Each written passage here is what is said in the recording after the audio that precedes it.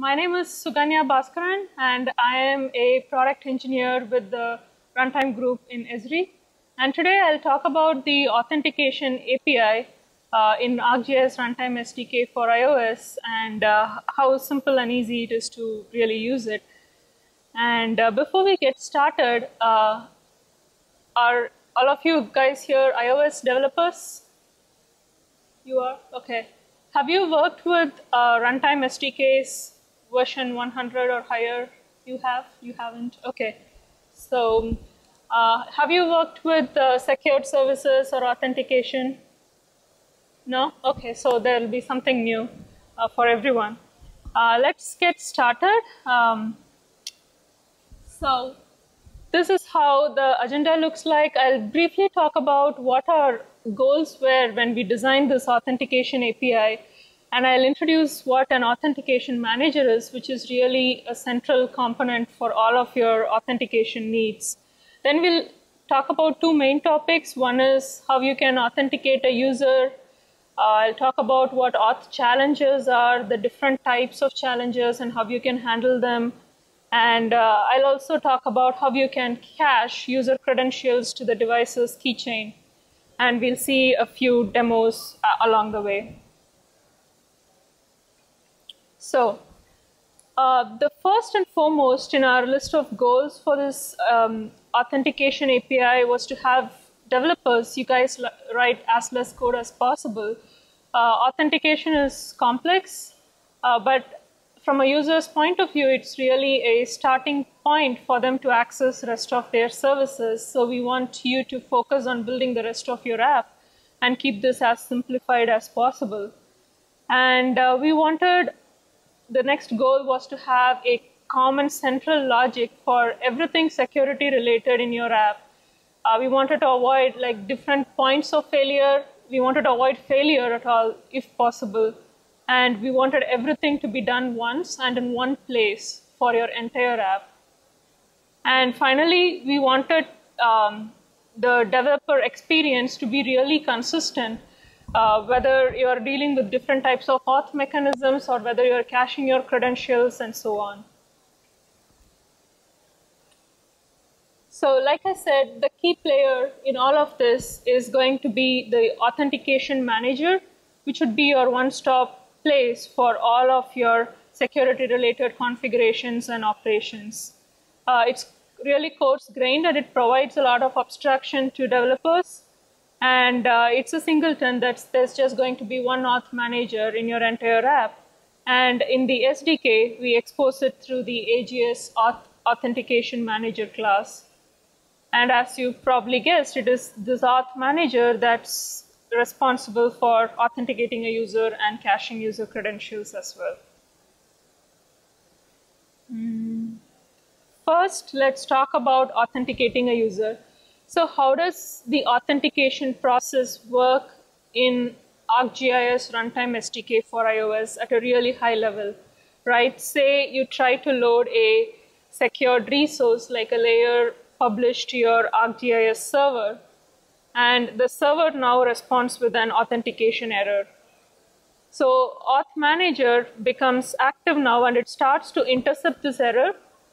It checks the type of error. It could be that the credentials supplied were incorrect, and then it checks for the auth mechanism that's on the server, whether it's token secured or it supports OAuth and so on. And it wraps all of this information, and it's going to create a challenge object. And this challenge object can be used to get correct credentials from the user, and we can resume loading the resource, hopefully successfully this time. And when there are more than one challenge at the same time, the auth manager simply queues them up to process. So I talked about Auth Manager creating challenges, which are then in turn used to get the credentials from the user. In the SDK, we have different types of challenges that we expose. Some of the common types are username, password, if it's simple token secured, and client certificate for PKI. It could be OAuth based, or it could be that the server's host is simply untrusted by the client. I won't be really talking about the untrusted type of host type of auth challenge because it's not quite common and we don't really use it in production environment. We expect the host to be trusted. And what do we do when we encounter a challenge? We can provide a credential, of course, and try to load the resource, or we can cancel the challenge, in which case the resource would just fail to load and you would get an error back. So who is responsible for handling this challenge that the auth manager creates for us? The SDK helps you there as well. There is a default handler which you can resort to for almost everything, and it takes care of it. But you as a developer can also have your own custom handlers, or you can mix and match them. Okay, first we'll talk about the default handler. In this case, the authentication manager, in addition to creating the challenge, it also creates and displays the user interface for your users to supply credentials. So this is how it looks like. Username, password, text field for token-based, OAuth login page, or even a list of PKI client certificates that could be available in your device. And all this with virtually no extra code in your app. So that's default handler. But sometimes you may not really like the user interface that we've provided, or you may want to want the UI to go with the look and feel of the rest of your app. Or you may want the UI to have like extra options or information that you want to provide to the user in addition to getting credentials from them. So in those cases, you can have, or you can implement your own custom handler. And what do? So you first adopt the authentication manager delegate protocol, and you implement the corresponding delegate method, which gets fired asynchronously. And the auth manager creates this challenge object, and it is the one responsible for firing the delegate method. And then you take control back over, and you check the challenge type, you create your UI, present it to the user, get the credential back, and then you pass the control back to the auth manager, and it would continue to try to load the resource for you.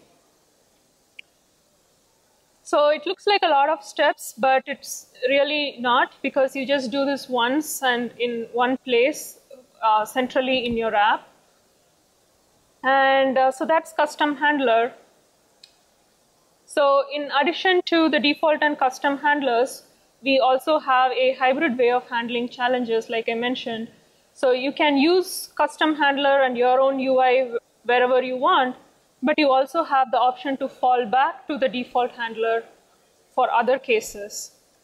So with that introduction, let's look at a couple of demos now.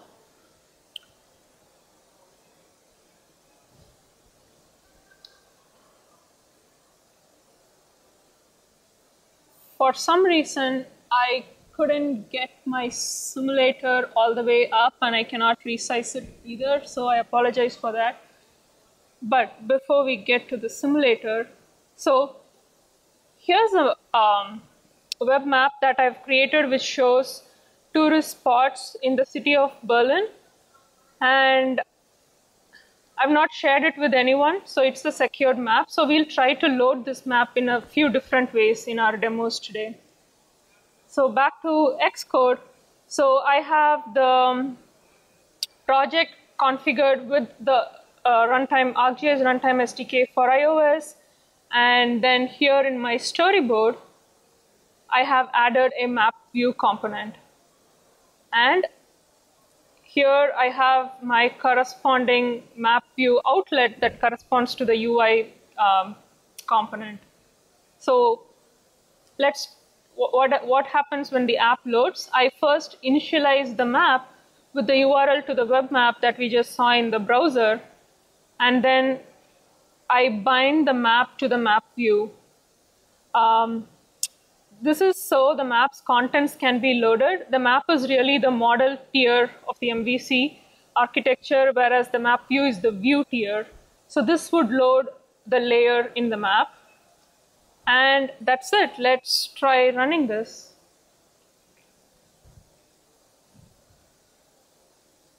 So the map starts to load, but there's a challenge that's created because I didn't really provide any credentials here.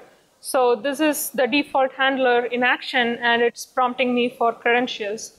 Let's provide that.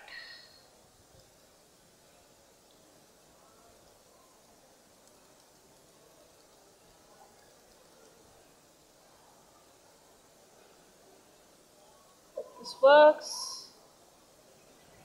So the user is now authenticated, the map loads, and the layer is rendered. So all I did here was I initialized a map, and I bound the map to the map view. There's really no code about authentication whatsoever. So that's default handler. Next, let's see how we can load the same map using a custom handler. I have another project for it.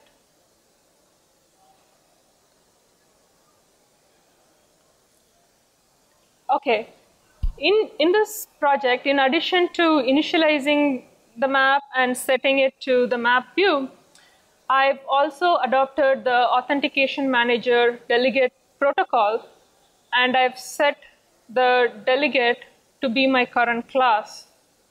I've done this so I can implement my own custom handler, which I'm doing here by implementing this delegate method, which gets fired asynchronously with the challenge object.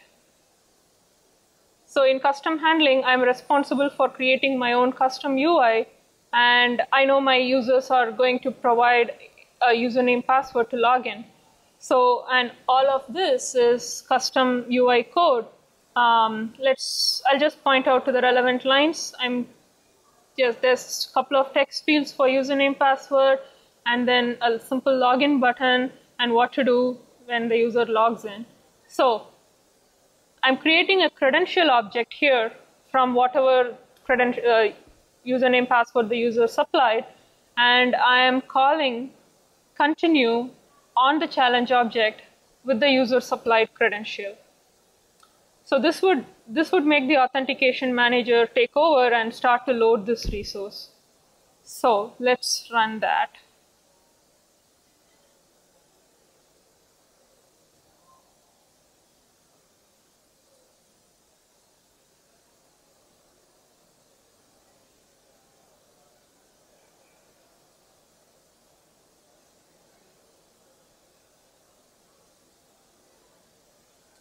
Again, this is the custom handler. Not really great, but slightly better than the default handler probably, but you get an idea of what we are trying to do here. So let me provide my credentials.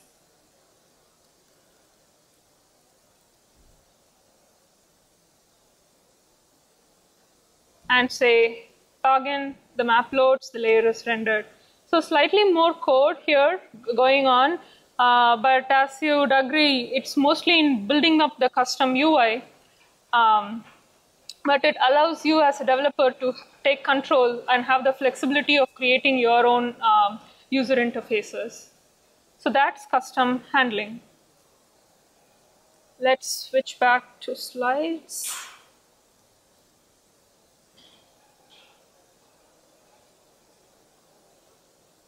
So I talked about authentication in a really generic manner so far. It becomes slightly more specific when we talk about OAuth challenges and how we do that. So in order to have your users log in using OAuth, you'd first need, as you probably know, a client ID, which you would obtain by registering your app in your ArcGIS organization or portal. And you would also need a redirect URL that would tell the OAuth login page to come back to your app. Again, like the client ID, you would register this at your ArcGIS online or portal. And then in your code, in your iOS app, you would create what we call as OAuth configuration objects, which would basically include the portal URL where you are connecting to, and then also the client ID and the redirect URL. You can also optionally specify a refresh token interval, which is basically an expiration interval for the refresh token that's used in the OAuth request. Basically, how long do you want your users to stay logged in before prompting them again? So there can be more than one authentication OAuth configuration in your app if you are connecting to different portals and servers and so on. You set all of this configuration as an array on the Auth Manager, and setting this OAuth configuration is the determining factor on whether or not you are using OAuth for logging in. Without this, we just simply fall back to the default handler, and the Auth Manager is going to give you a basic alert for username password. So the OAuth login, the view controller, it's completely managed by the SDK, and we don't have any public API for it, which means you cannot customize that. However, we have delegate methods that get fired when we are about to show this view controller or dismiss it, so you can change things like presentation and transition styles, so on. Next, we'll see a quick demo of how we can implement the OAuth challenge in an app. Okay.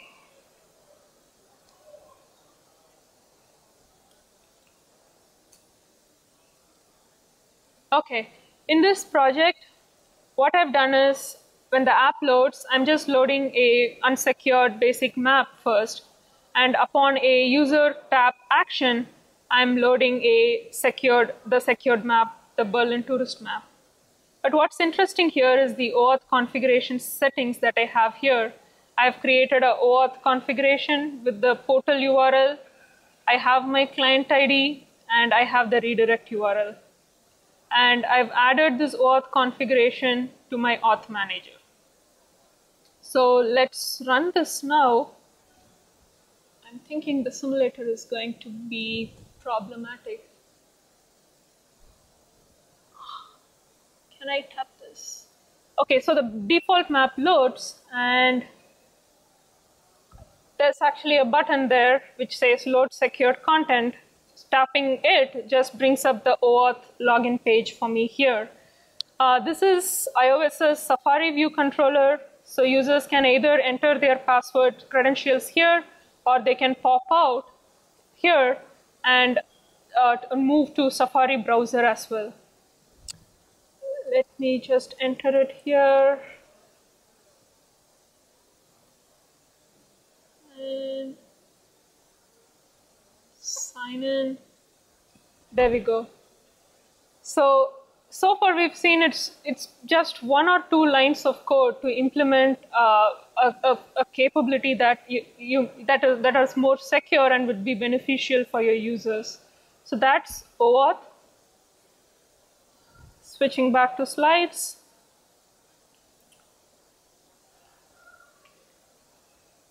So we saw default handling, custom handling, and how to handle OAuth. So that was the first section of authentication. And next, let's move on to how you can cache user credentials. So once you've authenticated your users, they may want to stay logged in. So starting with version 100 of the runtime SDK, iOS SDK, we've enabled in-memory cache by default. And it is a property on, guess what, on the Authentication Manager. So the Credential Cache is global across your app. So if your user is authenticated for a particular server in a domain for a realm, and we, as in the SDK, reuses those credentials to load some other secured resource like a layer, as long as it's in the same server and in the same host. So we reuse that. However, because if cache is in memory, so it's going to be cleared when the app gets terminated. However, the SDK allows you to persist credentials between app sessions, so your users can log in once and continue to stay logged in. And we also have capabilities to for you to persist and share credentials between different apps from your organization, or even between different devices running your apps. So, and the method to do all of these really is called enable autosync to keychain on the credential cache. So it takes in 3 parameters. The first parameter is a unique identifier. It cannot be nil. And it is really responsible for keeping, first of all, starting syncing from your credential cache to the device's keychain. So it saves new credentials to the keychain, and it fetches credentials from the keychain to the in-memory cache, and it updates wherever needed, and so on. And the second parameter is an access group string, which is used, as I said, if you want different apps from your organization to share credentials. So, and all these apps must have the same, all the participating apps must have the same access group in order for this to work. And the last parameter in the method determines whether or not you want your users to sync credentials really between their different devices like phone and tablets. And for this, the SDK taps into iCloud keychain sharing provided by iOS, and all the devices must have that enabled. So you only need to implement this enable autosync to keychain method once, and because credential cache is global, it's applied to all the secured resources. Of course, it's optional to implement, and when you don't, we simply clear the cache when the app is terminated. And resources can also selectively log out or opt out of having their credentials cached if that's your requirement. So we've talked about logging in. Then the next obvious question is, how do we handle the logging out part, right? So as credential cache is on by default, it's your responsibility as a developer to log the user out and remove the credentials. Again, it's a simple method on the credential cache. It's called remove all credentials. And if you had implemented the previous method, enable autosync, this would also remove the credentials from the keychain because they are always in sync.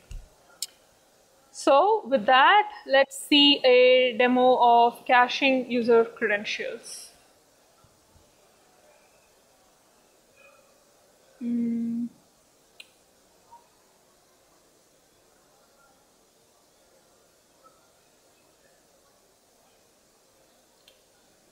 Okay, just like how we saw in the OAuth login project, I start the app by having a default base map and then load the secured map on a user tap action.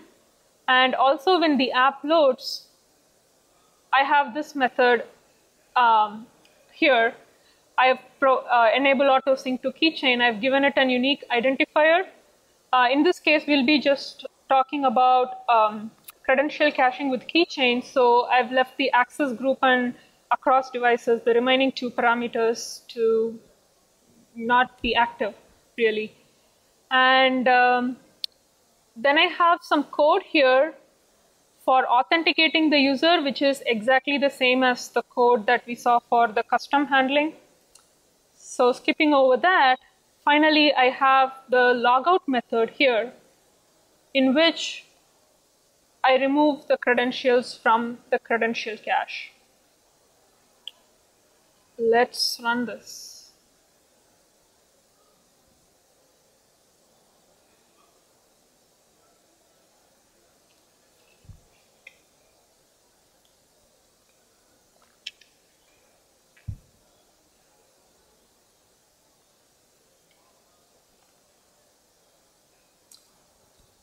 Okay, the default map loads as before, and I'm going to tap the button down here to load my secured map, provide the credentials as before.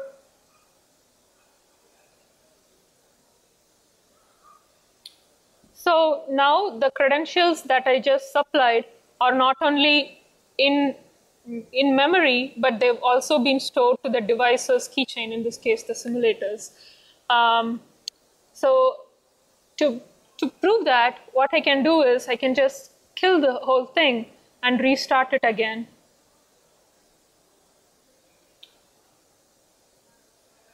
And now when I tap load secured content, I'm not prompted for credentials because it was stored in the keychain database and it was brought into the in-memory cache, and the SDK used that to load this map.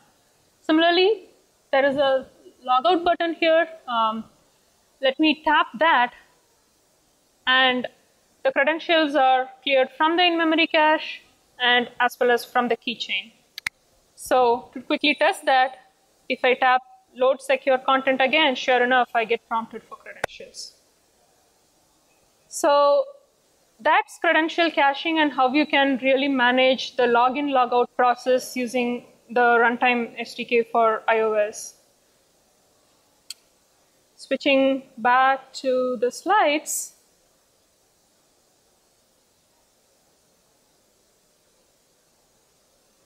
So that's really it. So just to quickly summarize whatever I've talked about so far, I talked about mainly the key role authentication manager plays in authenticating the user and in caching the device user credentials.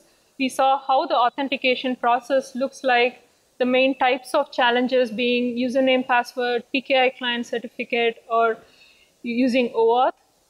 And in order to handle the challenge, you can let the SDK's default handler do the job, or you can have your own custom handler. You can do a mix and match. And we saw what the different challenge options were. Like if you were to use a custom handler, you get the credentials from the user and you can continue to load the resource, or you can resort to default handler, or you can cancel the challenge. Similarly, we talked about caching user credentials. Credentials are stored in memory and by default, that's important.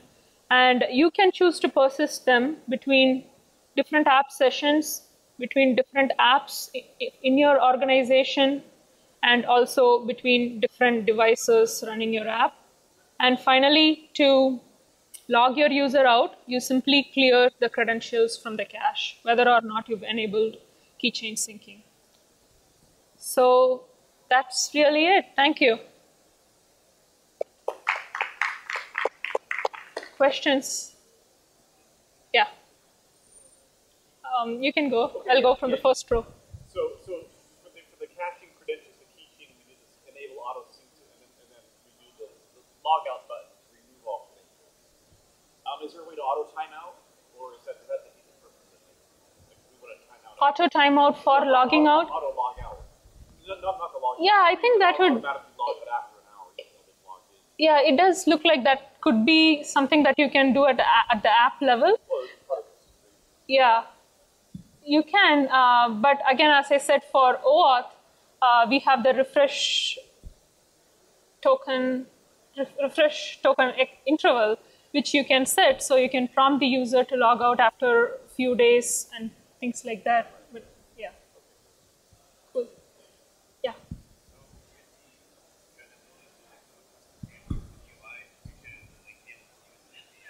Sorry, I cannot hear you. Mm-hmm.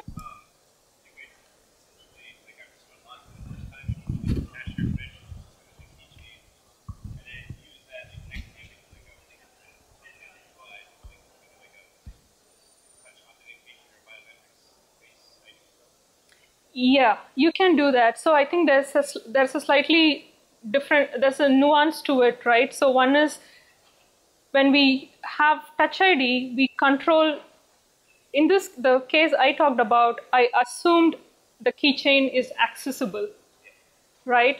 When we have Touch ID, there are different options. There is actually another method in there. I can look it over with you later. That says when you want the keychain to be accessed, when it's locked, when the device is rebooted and unlocked for the first time. So there's a list of options that you can set to do that. Does that answer your question? Yeah. Okay. Yeah. So if we wanted to on the front end have them log in before they even get into the map, before we even loaded a view, is there a way for us, we can use OAuth to do it, but is there a way for us, like once we get that OAuth token back, to register that token with your authentication manager so that it has that, or do we have to use the flow where you guys launch your custom view controller, the OAuth challenge? Are we specifically talking about the OAuth case here? We don't expose the OAuth view controller to you, so you'd be relying on the SDK to do that. Right, but what I mean is, so let's say outside of your SDK, we expose a no-auth login. Okay. Right, so we're just opening a web view, we're doing the login, we get back a token, ultimately from the OAuth, right, back from the redirect. So that token you need in order to be able to authenticate, can we register that token with your authentication manager so that they don't get another OAuth prompt once they get into the map? I'm not 100% sure about this, but I would say most likely not. We allow you to set tokens in other ways, like general username, password tokens on the credential object directly. But I don't know how that would work with OAuth. But if you want to... On the JavaScript side of things, like we show our own OAuth, and then we get back the token, and we register it with the authentication. Okay, but if that's a workflow that you're looking to go with, maybe stop by the showcase tomorrow, and I'll try to gather more information on this, and we can see if it's possible at all. Yeah, in the morning. Yeah. All right. All right. Thank you.